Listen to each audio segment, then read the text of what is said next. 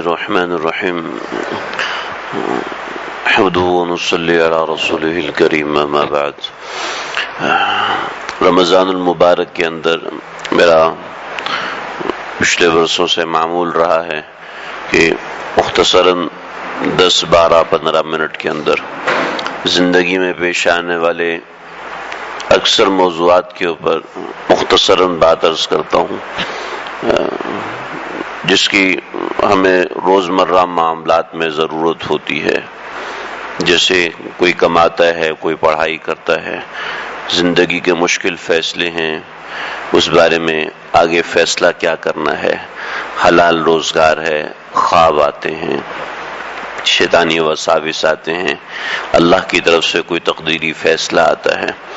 اسی طریقے سے اور چند ضروری باتیں ہیں، اور رمضان میں اس مختصر وقت کے اندر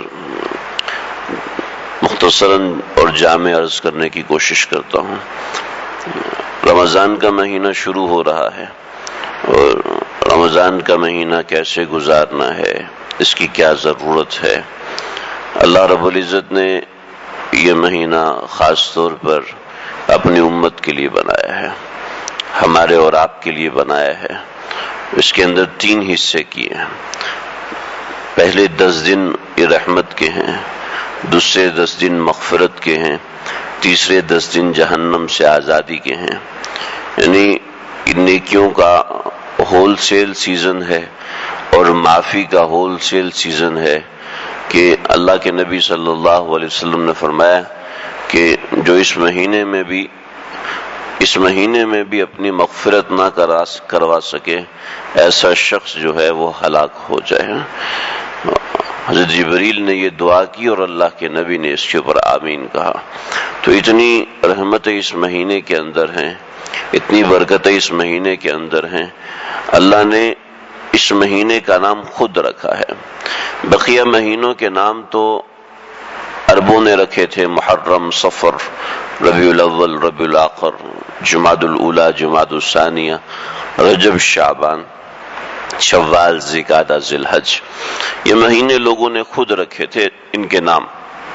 رمضان کا مہینہ اللہ رب العزت نے اس کا نام خود متعین فرمایا، شہر رمضان الذی انزل فیہ القرآن، کہ یہ رمضان کا مہینہ ہے جس میں ہم نے قرآن نازل کیا۔ تو یہ مہینہ اللہ نے خود منتخب فرمایا ہے۔ تو اس مہینے کا مطلب، رمز کا مطلب ہے جلا کر راکھ کر دینا۔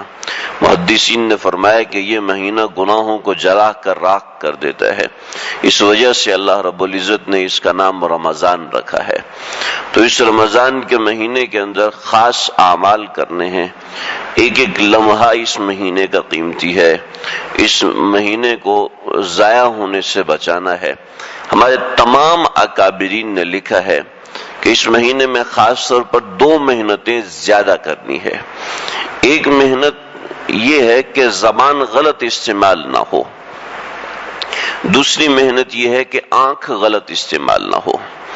اس زمانے کے اندر زبان کا استعمال اور آنکھ کا استعمال، یہ ایسی 2 چیزیں ہیں کہ جس کے اوپر انسان کی زندگی بدل جاتی ہے۔ آنکھ کا غلط استعمال آپ جانتے ہیں کہ کس طریقے سے، کہ نامحرم عورتوں کو دیکھنا، اور آج کل جو سب سے بڑا فتنہ کہہ سکتے ہیں جس کو، کہ موبائل فون، کہ جس نے انسان کو اللہ تعالیٰ سے بہت دور کر دیا ہے۔ خاص طور پر سوشل میڈیا، اس کے اوپر گانا دیکھ لیا، ڈانس دیکھ لیا، بچوں کو کارٹون لگا کے دے دیے کہ بچے جناب ٹیب کے بغیر اور موبائل کے بغیر رہتے نہیں ہیں۔ جب گھر کے اندر نحوست برس رہی ہے نافرمانی کی وجہ سے، تو اب خود بتائیں کہ رمضان کی برکتیں کیسے ہوں گی۔ ہر گھر میں فرشتے آتے ہیں، ہر گھر کے اندر ملائکہ رحمت داخل ہوتے ہیں، لیکن اس گھر میں داخل نہیں ہوتے جس گھر میں تصویر ہوتی ہے اور جس گھر میں کتا ہوتا ہے بغیر ضرورت کے۔ تو جس گھر میں تصویر ہے، یہ موبائل فون کے ذریعے سے کارٹون چل رہے ہیں، موبائل فون کے ذریعے سے تصویر چل رہی ہے، تو رمضان جیسے بابرکت مہینے میں جس میں اللہ کی خاص رحمتیں ہیں، جس میں نبی کریم صلی اللہ علیہ وسلم کی خاص دعائیں ہیں، اس مہینے کے اندر بھی اگر ہمارے گھر میں رحمت نہیں آ رہی تو پھر کب آئے گی؟ بھائی خاص طور پہ اس مہینے کے اندر اپنے بچوں کو تاکید کرے، اپنے گھر والوں کو تاکید کریں۔ گھر میں عام طور پہ کوئی جوانی کی تصویر لگائی ہوتی ہے، قائد اعظم کی تصویر لگائی ہوتی ہے، تو ایسے گھر میں رحمت کے فرشتے داخل نہیں ہوتے۔ حدیث میں چھوٹی سی بات ہوئی تو سیلفی بنا لی، کوئی بچہ اچھا لگا اس کی تصویر بنا لی۔ حدیث میں آتا ہے اللہ رب العزت اس دن تصویر نکال کے سامنے رکھ دیں گے، فرمائیں گے کہ اس کے اندر جان بھرو، اور جب تک جان نہیں بھرو گے جنت میں نہیں جا سکتے۔ دنیا کے اندر کوئی تصویر کے اندر جان بھر کے دکھا دے، آخرت میں کیسے بھرے گا؟ تو اتنا خطرناک فتنہ ہے نظر کے حوالے سے کہ خاص طور پہ آنکھ کو بچانا ہے۔ اس مہینے کے اندر جہاں کمی کوتاہی ہو اللہ سے معافی مانگے۔ ان نظر سہم من سہام ابلیس مسموم، نبی کریم صلی اللہ علیہ وسلم نے فرمایا کہ نظر جو ہے وہ شیطان کے زہر میں بجھے ہوئے تیروں میں سے ایک تیر ہے، کہ جب تک یہ تمہارے اندر لگا رہے گا ایمان میں زہر رہے گا۔ ایمان زہر بھرا ہوا ہے تو نمازوں میں کیسے دل لگے گا؟ اللہ کی یاد میں کیسے دل لگے گا؟ رمضان کا مہینہ ایسا ہے کہ اس کے اندر کوئی کتنا بھی مصروف ہے، اس کا جی چاہتا ہے میں مسجد میں جاؤں، اس کا جی چاہتا ہے اگر کوئی اور عذر ہے تو جی چاہتا ہے میں نماز پڑھوں، جی چاہتا ہے میں قرآن پڑھوں، ذکر کروں، لیکن یہ گناہ ایسی چیز ہے کہ جو اندر کے صاف ستھرے مزاج کو گندا کر دیتا ہے۔ انسان کا آہستہ آہستہ جی نہیں چاہتا مسجد جانے کو، آہستہ آہستہ جی نہیں چاہتا کہ وہ اللہ کا نام تنہائی میں بیٹھ کے لے، اس کا دل نہیں کرتا کہ اس کے دل کے اندر سے اللہ اللہ کی آوازیں نکلے۔ یہ گناہ کا زہر ایسا ہے، اور شیطان اتنا تیز ہے کہ اس نے انسان کے مزاج میں یہ چیز ڈال دی ہے کہ جب تک وہ گناہ نہیں کرتا اس کو نیند نہیں آتی۔ جیسے اللہ کے نیک بندے جب تک اللہ کا ذکر نہیں کرتے ان کو نیند نہیں آتی، ایسے مزاج ایسا بنا دیتا ہے کہ جب تک انسان گناہ نہیں کرتا اس کو نیند نہیں آتی۔ ہر انسان مزاج کا تابع ہے۔ دیکھیں ہمارے ہاں شہر کے اندر یہ مزاج ہے، کوئی قمیض پہن کے باہر نہیں نکلتا، لیکن گاؤں دیہات میں اکثر لوگ قمیض پہنے بغیر باہر نکل آتے ہیں۔ تو قمیض پہن کے باہر نکلنا کوئی فرض واجب نہیں ہے، ناف سے گھٹنے تک چھپانا فرض ہے، لیکن قمیض ہم لوگ پہنتے ہیں۔ کیوں پہنتے ہیں؟ مزاج بنا ہوا ہے۔ ایسے ہی بعضی چیزیں مزاج بن جاتی ہیں، اور وہ مزاج سے نکلنے میں تھوڑا محنت کرنی پڑتی ہے۔ یہ رمضان اس محنت کا مہینہ ہے۔ اس مہینے کے اندر انسان تھوڑی سی محنت کرتا ہے آگے نکل جاتا ہے۔ ویسے عام دنوں کے اندر بھی تھوڑی محنت کرے تو آگے نکل جاتا ہے، لیکن رمضان میں اللہ کی خاص رحمت ہوتی ہے کہ حضرت مجدد ملت مولانا اشرف علی تھانوی صاحب رحمۃ اللہ علیہ نے اس کی مثال دی ہے۔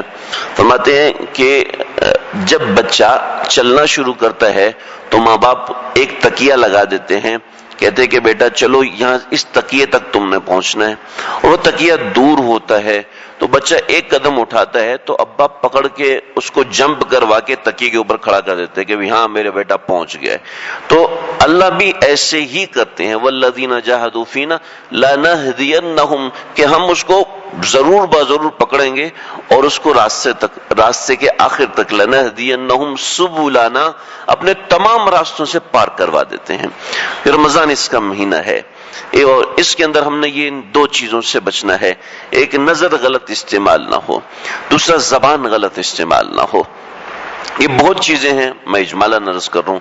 زبان غلط استعمال نہ ہو، اس زبان سے کسی کو اذیت نہ دے، اس زبان سے جھوٹ نہ نکلے، اس زبان سے غیبت نہ نکلے۔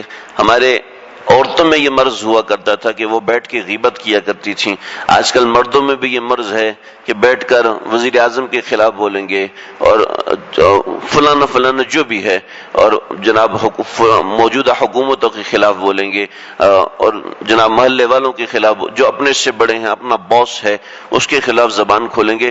الغیبت اشد من الزنا، غیبت زنا سے زیادہ خطرناک عمل ہے. بھئی کوئی مسجد میں زنا کر سکتا ہے لیکن مسجد کے اندر بیٹھ کے غیبت کرتے ہیں، فلانا تو ایسا ہے، ڈھماکہ ایسا ہے. رمضان کے اندر بیٹھ کے افطاری سے پہلے غیبت کر رہے ہوتے ہیں.